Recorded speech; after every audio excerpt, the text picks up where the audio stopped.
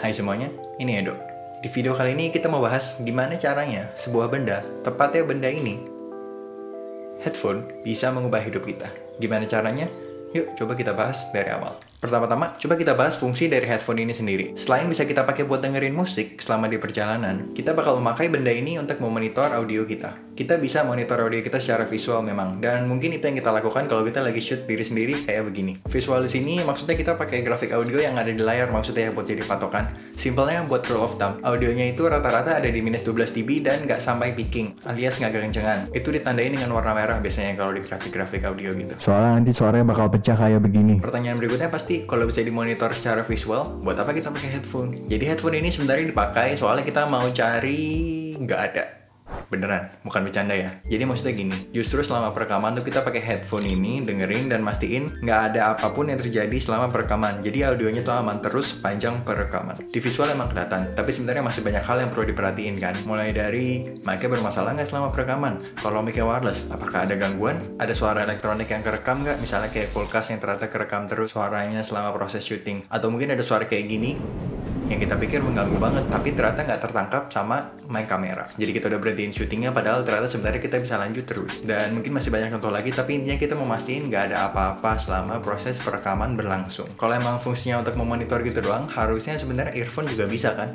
Nah itu emang bisa. Jangan bingung dulu, soalnya tetap gimana pun headphone jauh lebih recommended. Soalnya suara dari luar tuh nggak masuk-masuk banget. Ini kayaknya alasannya udah jelas ya, dan kedengarannya sepele banget. Tapi ngaruh banget, beneran. Selain kita bisa dengerin suara yang ketangkap sama mic kamera dengan lebih jelas, ada lagi nih. Biasanya pas kita monitor dengan cara colokin kabel headset atau headphone ini ke kamera, suaranya tuh agak delay dikit banget sebenarnya. Tapi yang bikin ganggu, si delay dikit ini tuh entah gimana berasa banget. Gambarannya di kuping kita tuh kayak dengerin orang ngomong, tapi suaranya kayak gini. Kalau 1 menit mungkin nggak apa-apa ya, tapi kalau 1 jam kan lumayan juga ya. Kalau kita pakai headphone kan ngurangin banget suara dari luar yang masuk. Jadi kurang lebih suara itu bakal kayak gini. Pokoknya beda banget lah. Bisa dicoba sendiri langsung habis ini. Kedua, lebih higienis juga kan kalau kayak gini. Misalnya ada yang perlu minjem atau kita malah yang ngebawa dan mau minjem. Bayangin kalau earbuds gitu udah masuk ke kuping berapa orang. Sekarang setelah kita sepakat kalau headphone itu lebih superior, berarti sekarang masalahnya tinggal headphone apa. Aku pastinya nggak bisa nyebutin brand atau seri tertentu dan bilang ini yang paling bagus.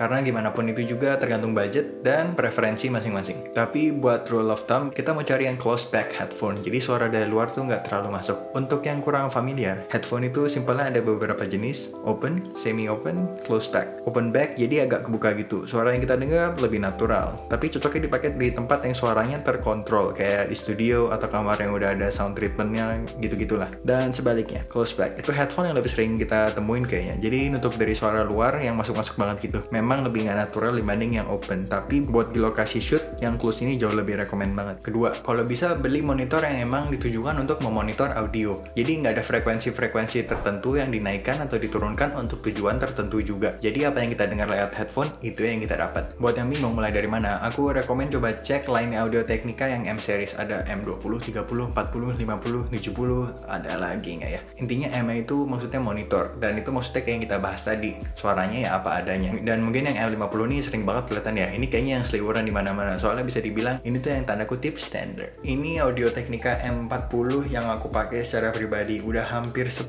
tahun kayaknya. Tapi masih berfungsi dengan baik banget sampai sekarang. Cuman emang udah botak-botak aja kayaknya, dan earcupnya juga udah diganti sekali. Yang asli bawaannya tuh nggak setebal ini earcupnya. Jadi bisa dibilang ini malah lebih nyaman daripada dibanding pas awal beli. Tapi selain itu semuanya masih lancar banget dan masih dipakai memang sampai sekarang. Dan apakah harus yang ini? Nggak juga. Kalau ada preferensi yang lain, boleh banget. Kalau kalian setiap syuting tuh selalu ada soundman atau intinya ada orang lain lah yang ngurusin soundnya, mungkin video ini kurang relevan ya. Tapi kalau posisi kita serupa ya, mungkin sering shoot video yang kita bertanggung jawab baik untuk dari segi visual dan segi audionya juga, tapi nggak punya headphone.